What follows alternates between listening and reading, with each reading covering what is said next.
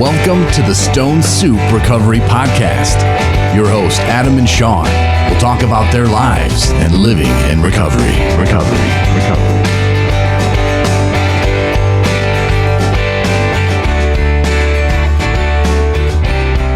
Hello, and welcome to Stone Soup Recovery Podcast. My name is Adam. And I'm Sean.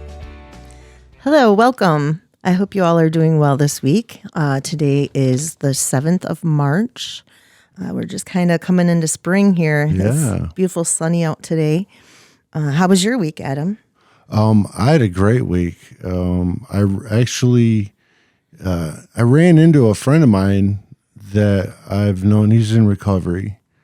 And I've known him for about 3 years. Mm-hmm. And he had shared with me that he was back. He had to go back to rehab, that he had a relapse, and that he had been sober 4.5 months. And I thought that was amazing.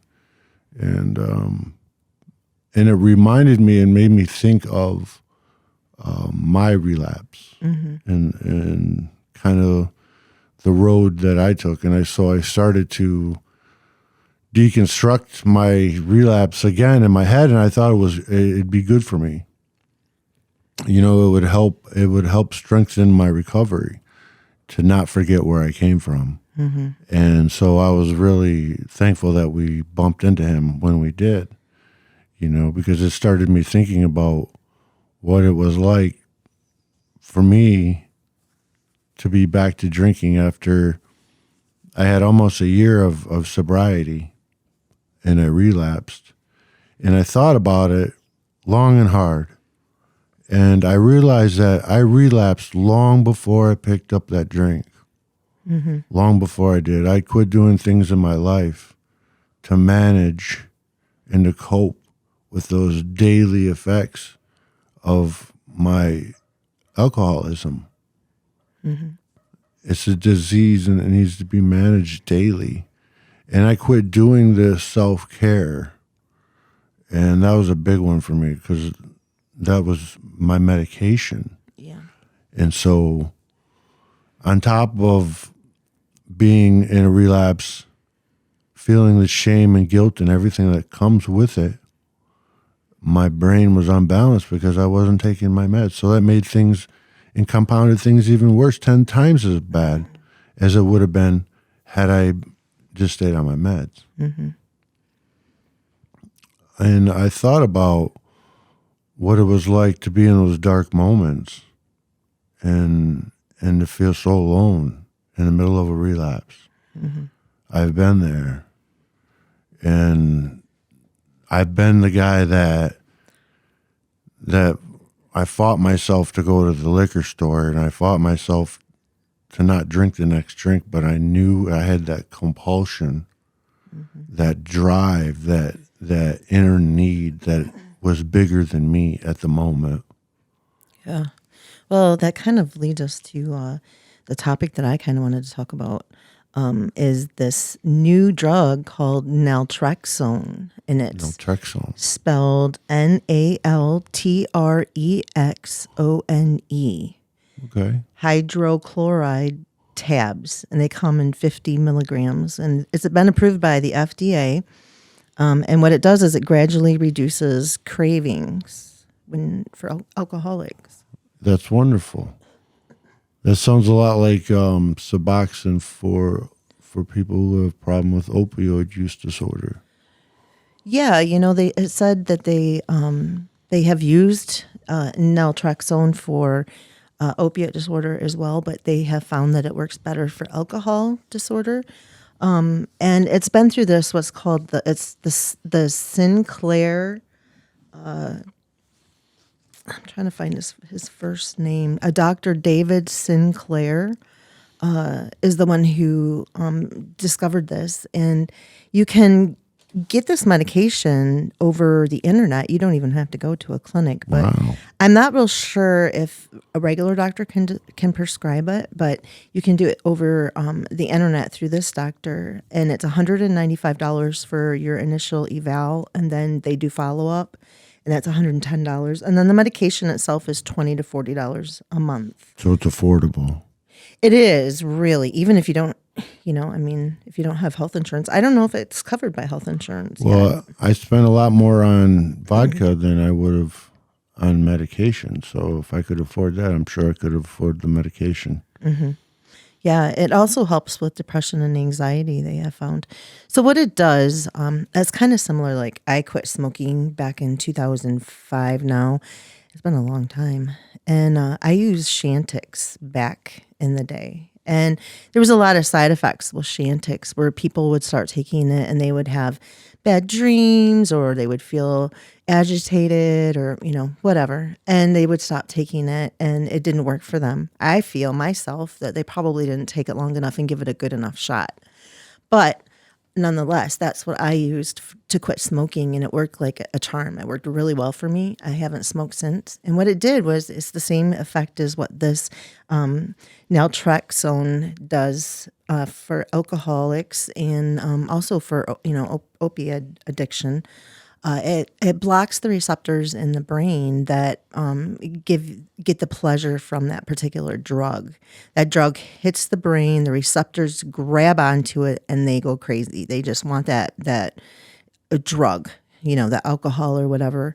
And this blocks it. It like puts a shield up around those receptors where you can still smoke if you want to. Same thing with Chantix. If I really wanted to, I could have smoked for like a month, I think, before I had a quit date. But after just 2 days of taking Chantix, I ended up quitting. I didn't want it. Yeah, I didn't want it. All of a sudden, it was like I would smoke and it would taste terrible. It didn't give me pleasure, and it actually repulsed me. And so I didn't want it, and I was able to quit really fast on it. I don't know if that's typical because you can be on Chantix for up to 3 months. So, Right. But for me, it worked really well. And that's how the same thing works with this naltrexone.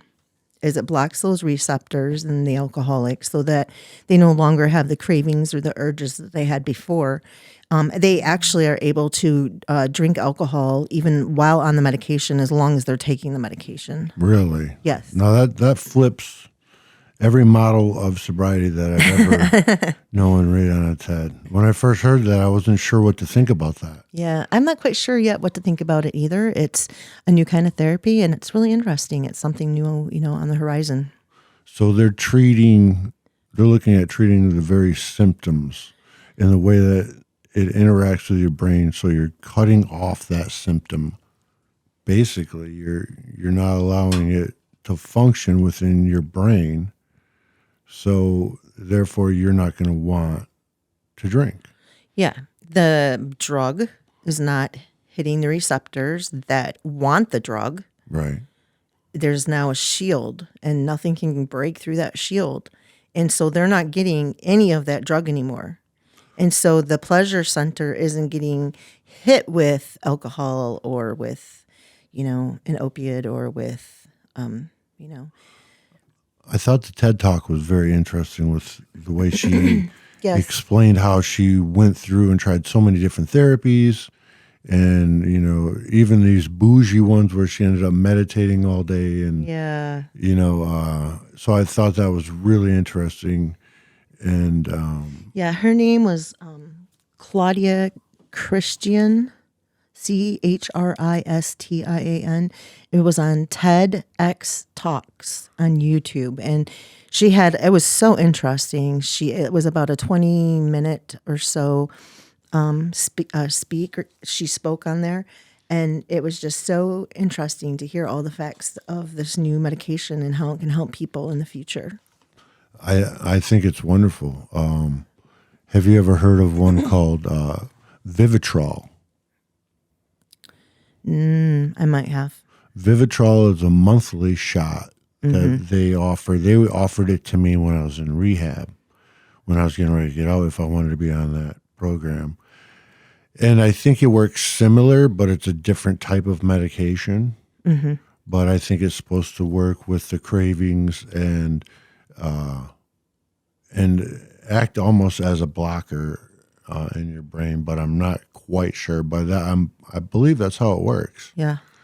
And I didn't when I was in early recovery and getting sober, I didn't take anything like that to help along the way with the cravings. And I remember there were times, especially when I first got out of rehab, that the cravings were very, very strong. And that part of my brain would say, "Oh, it's okay. You went to rehab. You can drink now." Yeah. And Start all over again. That's the start all vicious over cycle. again. And so to have a tool in place that actually works for people or seems to be working, I think they need to run some more clinical trials. But it looks promising. Yeah, and not only that, it also helps with depression and anxiety, which is, very helpful when you're, trying not to do what was medicating your issues before. So this is going to help replace that. See, that's the thing about anxiety, man. It works on you and it lies to you. And all your little fears come through. And fear's a liar. It will lie straight to your face. And for a long, long time, big part of my life, I believed those lies, and I gave into them, and it kept me sick, and it kept me defeated. And it's only through recovery that I'm able to look back and kind of take things apart and look at them. That's why I think running into the gentleman that I ran into and having our discussion, it really kind of affected me because it made me look at exactly what I'd been through again. And not that I wanted to relive it, not that I wanted to, come on here and retell the whole thing, but I just wanted to share the fact that recovery is possible. And I've heard it said that, well, relapse is part of recovery. And then I've heard it said another way that says relapse is part of addiction, and that recovery has no place with relapse. I mean, relapse has no place in recovery. And so I keep telling myself that, and I'm thankful for the journey that I've been on so far. And I'm really glad that God gave me the ability to just kind of sit still with it and to look at it and to celebrate, not feel bad, but celebrate the things that I've gone through and find an empowerment on the other side of it. Because if it wasn't for God in my life, who I give all glory to, I don't know where I'd be. When I got baptized, it changed my life. It changed me. It changed everything, and my life hasn't been the same since. And so if they have a new tool out there to help people along the way, I think that's amazing. Yeah. I think it's amazing. Well, it says they have a 78% success rate. I'm not quite sure what the success rate is for going to treatment, but I don't think it's quite that high. Well, the success rate for going to treatment is between 40 to 60% relapse rate. So we're talking about, About half. more than half. Yeah. About half or a little more relapse coming out. And I also read that if you stay sober for 5 years, then your percentage has dropped to almost zero over relapse. That's good then. We're getting close. We're getting close. We're coming on our third year here in the fall. So I'm really interested in medically assisted recovery. I am, and this is something that I find compelling because it's changing people's lives. And it's allowing them to manage, giving them another coping skill. Yeah, and it's affordable. Like I said, I don't know if it can be covered by insurance or not, but even if not, the rates that they have online for this is really reasonable. Yeah. Well, maybe I'll put a link into it in the description. Yeah. Especially compared to the prices of going to a rehab facility and things like that, or just drinking your lifetime of alcohol and how much you spend on that. That was my Yeah. big thing, because I've spent thousands on alcohol. Thousands. I've walked miles in the snow. I've done a lot of things to get alcohol. You know what I mean? And so now I go to the extreme, the opposite end of the spectrum in my life. And man, life is so much better. Life is so much better. Well, with that, I think we're going to sign off. All right. And I have something to say. My mom, when I was growing up, I've had a few issues this week with this topic. So my mom always told me when I was growing up, the best thing to do when you have nothing nice to say is to say nothing at all. And so I'm going to try to remember that this week as I maneuver my week. That's good advice, and I think that I will learn that and put that to good use this week too. Yeah, to say only positive things. Well, thanks for listening to Stone Soup Recovery Podcast. My name is Adam. And I'm Sean. Bye. Bye. Thanks for listening to the Stone Soup Recovery Podcast. Feel free to contact us on social media. We'd love to hear from you. You can also find more episodes and contact info at stonesouprecovery.com.